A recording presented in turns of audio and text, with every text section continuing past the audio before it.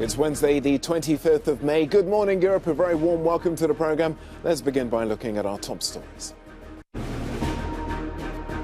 Kyiv claims the war has entered its most active phase with the seizure of 3 towns in the eastern Donetsk and Luhansk regions. In the U.S., at least 19 children and 2 adults have been shot dead at a primary school in Texas. An angry President Biden says it's time to act. And new evidence of mass incarceration and abuse of China's Uyghur minority in Xinjiang. The UN High Commissioner for Human Rights is touring the area.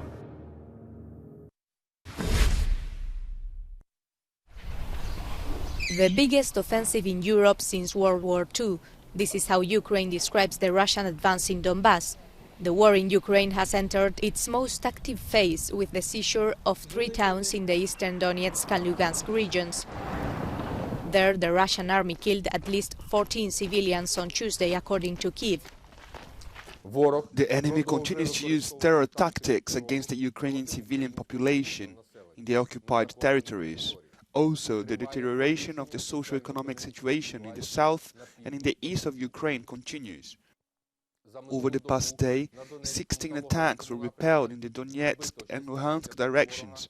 8 tanks, 22 armored vehicles and an enemy car were destroyed. As Russia's invasion entered its 4th month, Moscow plans to keep fighting for a long time in Ukraine to achieve all the objectives set by President Vladimir Putin. We continue the special military operation until all goals are achieved, regardless of the huge Western aid to the Kyiv regime and the unprecedented sanctions pressure. One of its successful objectives has been the capture of the port city of Mariupol in the south, where Russia has said it has finished removing mines. There have been found the bodies of more than 200 people in the rubble of an apartment building.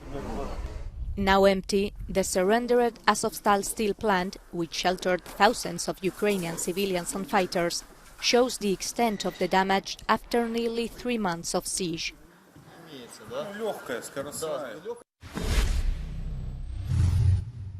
The war in Ukraine has entered its 4th month with fierce fighting here in the east of the country. Ukrainian troops have had to reportedly retreat from several towns in the Donbass, including Popasna, but also Liman, and this Tuesday, Svetlodarsk. That as Russian troops move in a concerted effort to try and encircle the city of Severodonetsk. That is the last major city in Luhansk province, still under Ukrainian control. Local authorities say they are observing that Russia is moving manpower and firepower into that region to try and break through Ukrainian defense lines. And the Ukrainian President Volodymyr Zelensky has said that the east of the country is now the most difficult front for his troops. Zelensky also said that Ukraine is ready to resume negotiations with Russia and that a diplomatic solution to this crisis can be found. But he also insisted that a ceasefire will only be agreed upon once all Russian troops leave his country. A recent poll has also suggested that Ukrainians are not ready to compromise their territorial integrity for peace. 82% of respondents said they are not ready to see any part of Ukraine go. Annelies Borges from Dnipro for Euronews.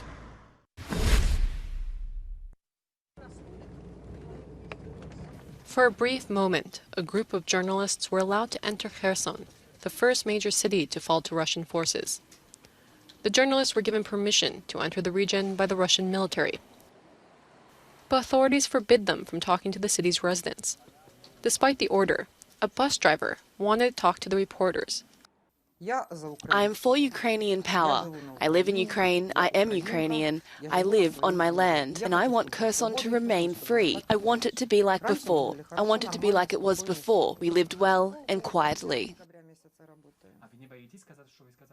No, I'm not afraid. What do I risk? If they kill me, they kill me. Signs of Ukrainian resistance can still be seen in the city, but Moscow's influence is becoming more visible. An officer installed in the region called for Moscow to annex the territory. We are an entity in the Kherson region, and we will return to the Russian Federation as a full region of Russia. The ruble is now the currency in the region, and Moscow said the Russian bank will open in Kherson. Calm, fine, quiet. I would like shops to work, all banks to work. We would like peace and to be a neutral state like Switzerland or Sweden. Switzerland is a small country that has lived for 200 years without making war. Despite this glimpse into the region, it is hard to say what the city is like once journalists left.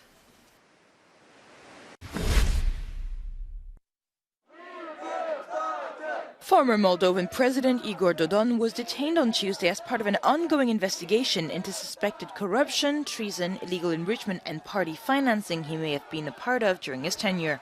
The spokesperson for the prosecutor's office, Marina Ciorpek, said he was being held in a provisional detention center for 72 hours.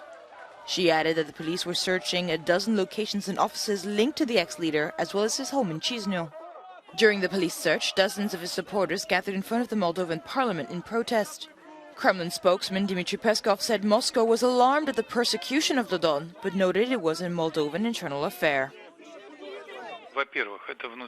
First, this is Moldova's internal affair. Second, we are of course worried that such practice and persecution is once again being applied to advocates of the development of friendly, mutually beneficial ties with the Russian Federation, with our country. We would like to hope to be sure that all legal rights of Dodon will be respected. Regularly balancing between pro-Russian and pro-Western factions, and with the war in Ukraine, the nation fears they may be next on Putin's list.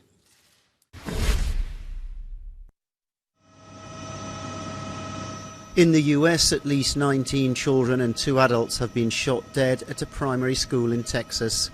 The state's Department of Public Safety said a teenager opened fire at Robb Elementary School in Uvalde, Texas, on Tuesday afternoon.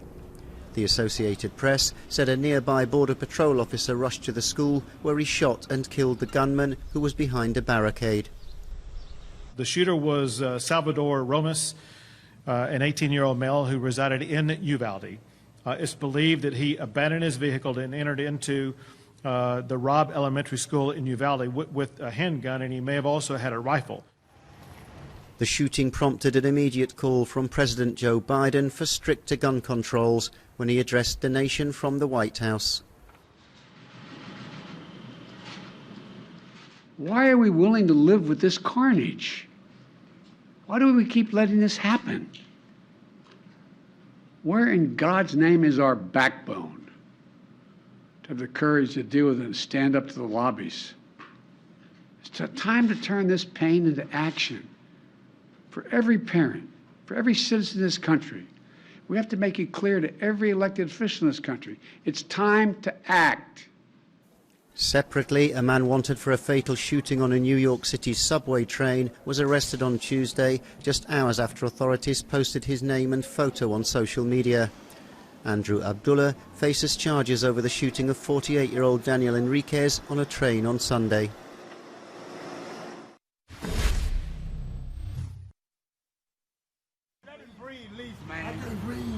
I've been trying to hear about this. So I got breathe, look at that thing. Like you bogus, bro. You damn near dead, bro. He's fucking dead, bro. Dang, I can't.